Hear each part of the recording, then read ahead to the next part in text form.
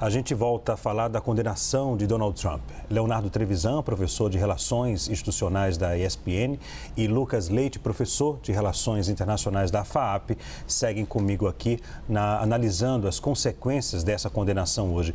Professor Leonardo, como eu estava falando agora há pouco também com o Lorival, depois dessa condenação, ele falou agora, o Lorival, que de acordo com a legislação norte-americana, Donald Trump pode sim concorrer às eleições no mês de novembro. Agora, vamos supor aqui, se o Donald Trump, se o resultado dessa condenação não mexer nos números das pesquisas, se ele conseguir ganhar as eleições, como ficam esses processos na Justiça dos Estados Unidos?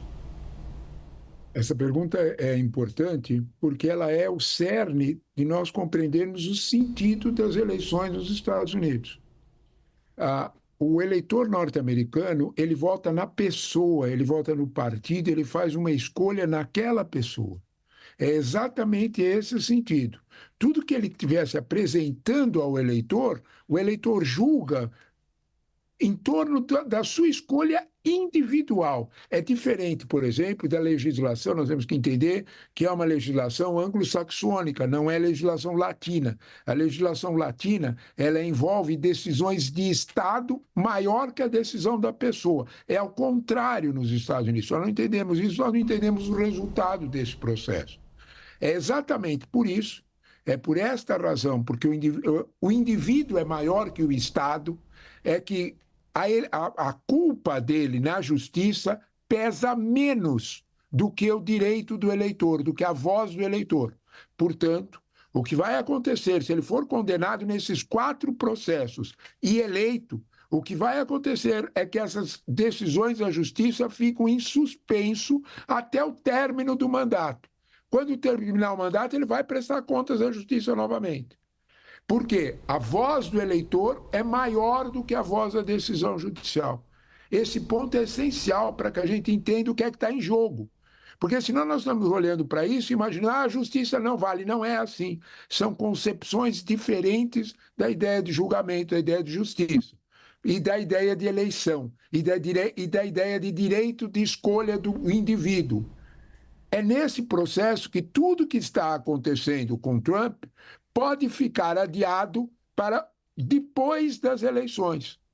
Desculpe, para depois, vamos imaginar que ele... De um possível mandato, né? Para depois do mandato. Se nós não entendermos isso, nós não entendemos exatamente o sentido que tem todo esse processo. Isto independente de todas as recursos que Trump pode fazer. De todos esses processos, os 3 processos maiores, o processo relativo à atriz, ao pagamento à atriz, o processo relativo a esconder documentos, levar documentos de forma indevida, e o processo de incitar rebelião, são processos de legislação federal.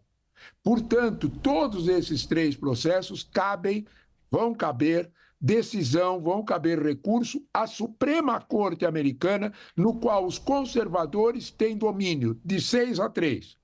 Há um processo, Leandro, que é completamente diferente desse, que é o processo da Geórgia. Ele infligiu legislação estadual. Como explicou o professor Lucas antes, o que é que acontece quando você inflige legislação estadual? Você fica restrito à decisão daquele estado, da Geórgia, em que ele pediu ao procurador eleitoral que arranjasse 11 mil votos. Nesse processo não cabe decisão à Suprema Corte Americana. É bem interessante isso, porque ele feriu legislação do estado da Geórgia. Vai terminar na Suprema Corte da Geórgia. Esse processo é mais grave que os outros do ponto de vista dele ser presidente. Por quê? Pode chegar a uma situação absolutamente sui generis de que ele tenha que governar a nação preso na Geórgia. Olha que situação. Isso pode acontecer, então quer dizer que vai acontecer. É evidente que cabe recurso e, como disse o Lorival, ele é um homem de 77 anos, já foi presidente, é réu primário, tudo isso vai pesar. Também na Geórgia. Mas a situação pode acontecer sim. A tua pergunta é bem clara.